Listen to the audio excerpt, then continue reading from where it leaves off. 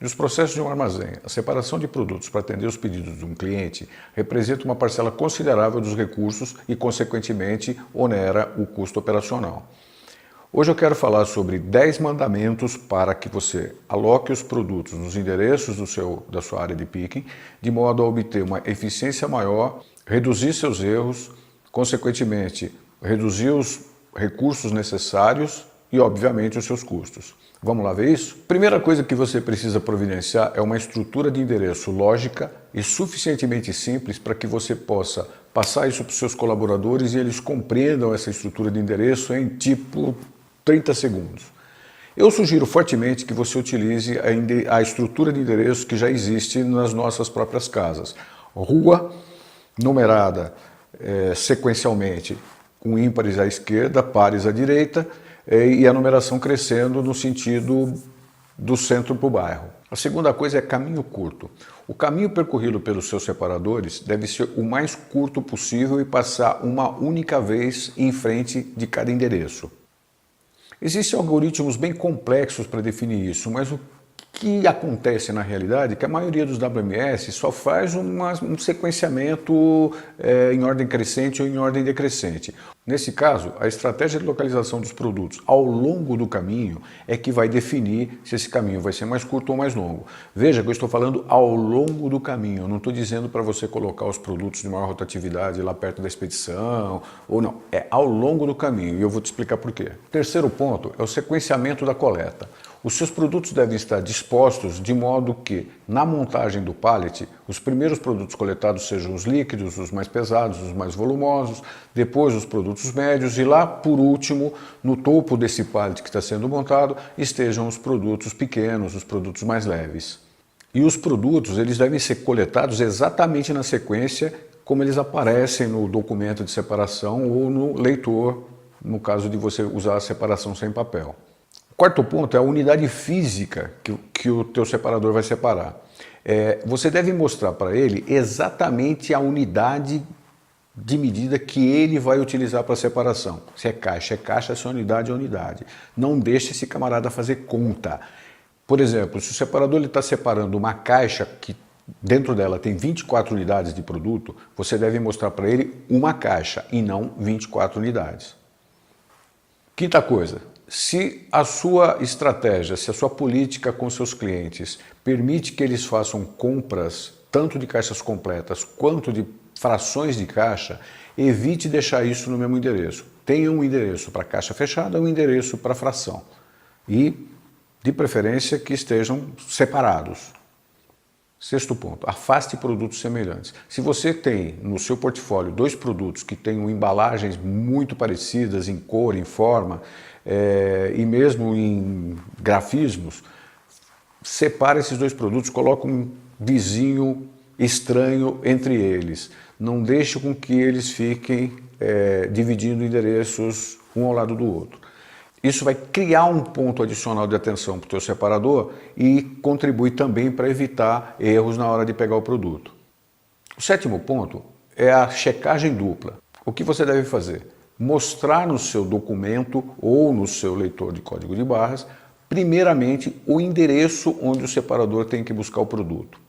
Uma vez que ele se certifique estar no endereço correto, aí sim vai aparecer o produto e ele também deve certificar que esse produto está correto. Só então ele vai ter acesso à quantidade a ser separada. Isso é relativamente fácil quando você tem a separação sem papel, com leitores de código de barra. Se você, por uma razão ou outra, usa papel, defina isso na ordem das colunas no seu documento. Mostre primeiro o endereço, depois o código do produto e numa terceira coluna, a quantidade. E, por favor, use letras grandes, não use aqueles organisminhos pequenininhos que forçam a vista do coitado do separador. Oitavo mandamento, defina toque único. Sabe o que significa isso? Uma vez que o separador pegou a caixa no endereço, colocou no pallet que ele está fazendo a separação, ninguém mais deve mexer nessa caixa até a chegada no cliente. Como é que a gente faz isso? Criando uma sequência de separação que como eu falei antes, tenha os produtos pesados, volumosos, líquidos na base do pallet, que você vai montando isso até chegar nos produtos leves. O separador deve cuidar para que rótulos ou códigos de barra estejam visíveis do lado de fora, de modo a facilitar o trabalho do conferente. Nono mandamento: reabasteça completamente as posições de picking antes do início do seu dia de separação. Não comece a separar os pedidos dos seus clientes com posições desabastecidas. A quantidade de produtos que você está apresentando no seu endereço de separação também é um outro fator de eficiência. Se você tem a felicidade de ter espaço para apresentar todos os seus SKUs na área de separação, ótimo.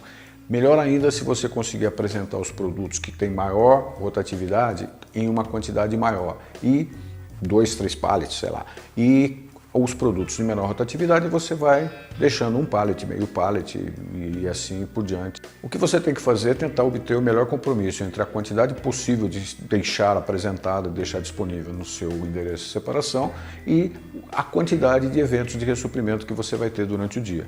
Muitos WMS não reabastecem automaticamente a posição de separação e fazem com que, uma vez que o endereço se esvazie, começa a aparecer para o separador endereços aéreos para que ele vá buscar mercadoria. Cara, isso é um veneno para a eficiência.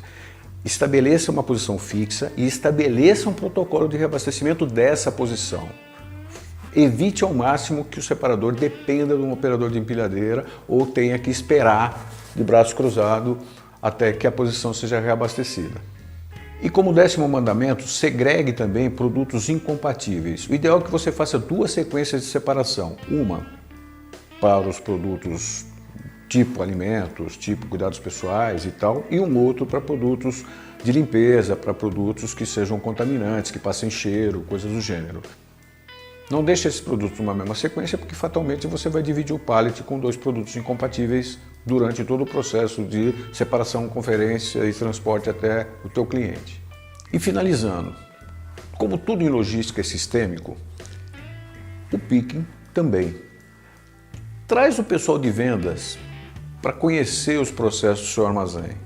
Muitas vezes você está tendo que separar frações de caixa porque o seu pessoal de vendas não sabe o quanto de trabalho dá abrir uma caixa para tirar um punhadinho de produtos lá de dentro. Então, traz os caras para conhecer o seu processo e convença-os de que vale a pena vender o máximo possível de caixa fechada.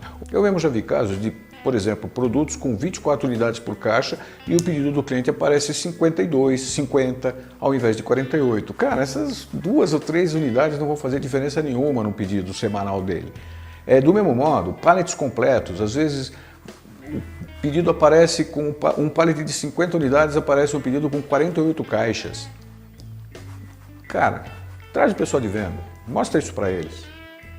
A dica é a seguinte: você deve divulgar os seus padrões de paletização para o seu pessoal de venda, de modo que eles possam, na hora de vender, saber qual é a quantidade padrão que eles devem procurar atender. Isso vai contribuir para a sua redução de custo e para o aumento da sua eficiência, evidentemente. Bom, eu vou ficando por aqui hoje. Antes de me despedir, eu queria agradecer os inscritos. Esse é o meu 11º episódio. Legal que vocês estão se inscrevendo, porque isso é a vitamina que eu preciso para continuar divulgando boas práticas e a minha experiência de logística. E se você gostou, não se esqueça de deixar seu joinha, deixa seu comentário, deixe sugestões de próximos temas. E se é só a primeira vez por aqui, já sabe, ó, botãozinho vermelho, clica aí, assina, divulga para os seus amigos e a gente se vê na próxima semana. Até lá!